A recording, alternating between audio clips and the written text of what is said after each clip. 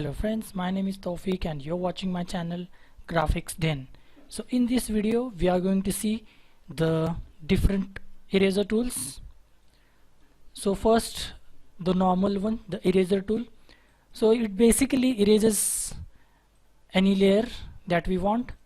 So for example, let's say I move this image into this one, and if I want to remove or erase a certain part of this image, then I can use the eraser tool, and I will keep the hardness as per my liking. So I'm keeping it to 0 now, so that it will look softer, the edges will look softer and it will merge into the image. So this is basically like the eraser tool that we use in our drawing book. It erases any layer that we select. If we apply it or if we use it on the background layer, then it will erase the pixels and the background will be visible. For example, the background color in this particular image is red color.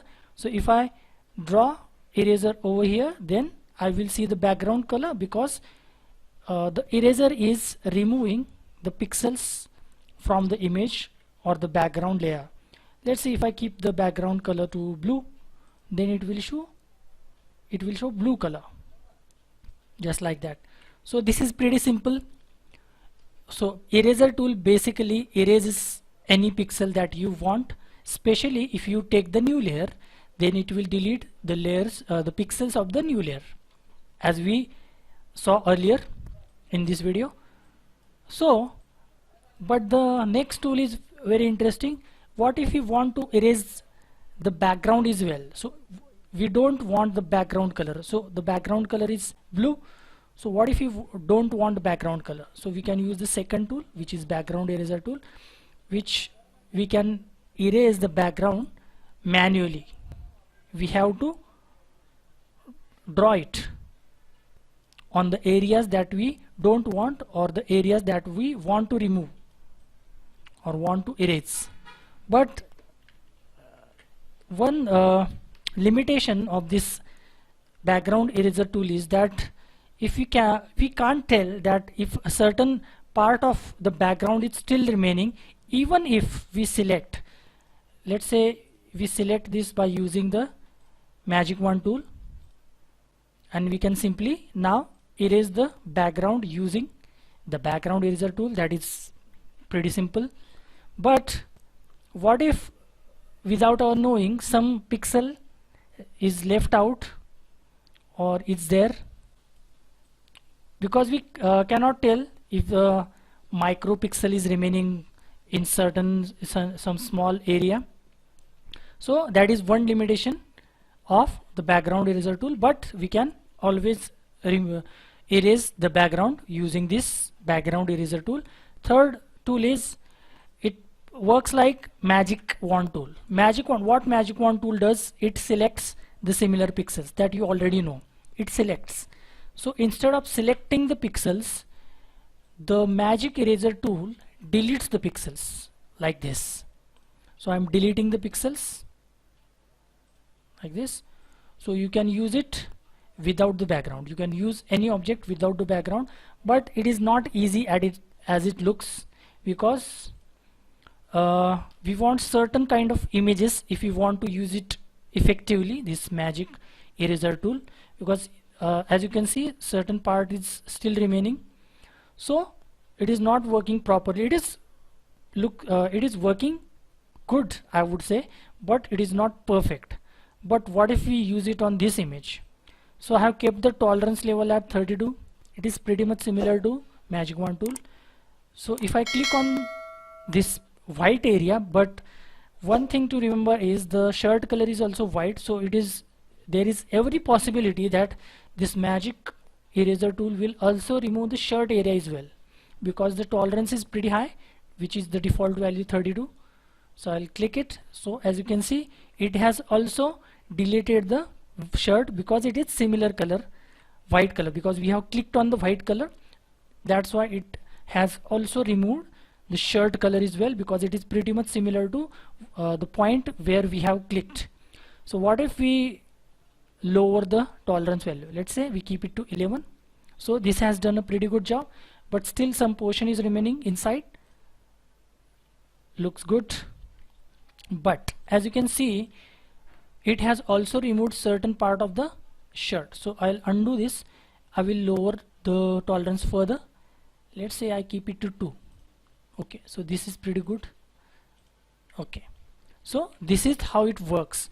So if you want to use this image in future, and we don't want to use background eraser tool every time because it will take our time and it's a work. So what if we want to use this particular image without the background in the future? So we can simply save this image in PNG format. Why do we want to save this image in PNG format? Because if we save it in JPG format, it will be saved with background, so it won't be of any work. So if you want this without the background, only the image, then we have to save it in PNG format, which is portable network graphics format. I will save it, save as, and select PNG portable network graphics, and I will name it to, let's say, girl. Save. Okay, I will close this.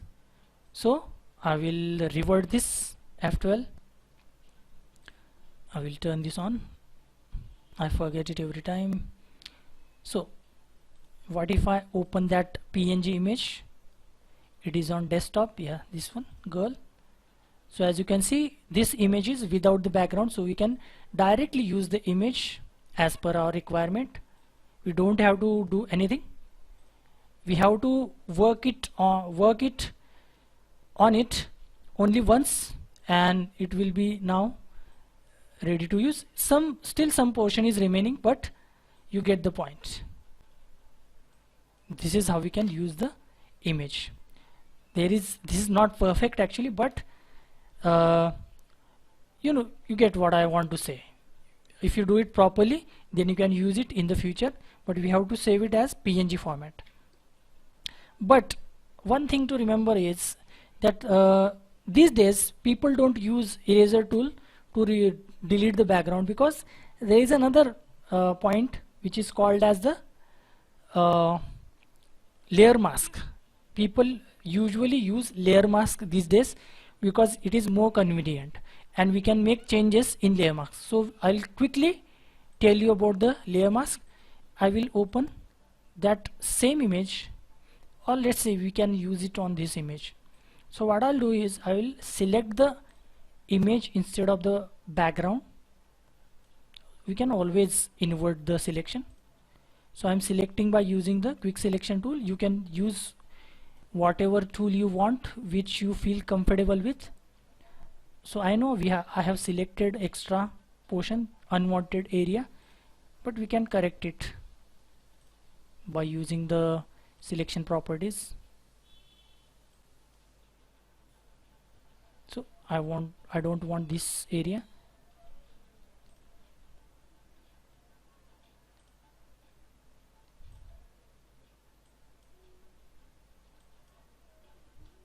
This is not perfect, but this is pretty good.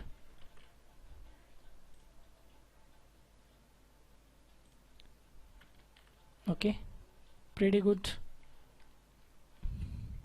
So I will inverse the selection, or rather I just directly go to, I have selected the image and I'll go to the layer panel. If the layer panel is not present over here, then you can simply go to window menu and you can turn the layer menu or layer panel on from here. Now I have selected it is already there, the background layer is selected. I have made a selection. Then you can simply click on this button, which is called as add mask button. So the background portion will be hidden because I had only selected the image, so the selected image will remain and the background portion will be hidden. So I can simply go do the similar things, or I can perform the similar steps. PNG, let's say on the desktop, girl in red, whatever name you want, save. Okay,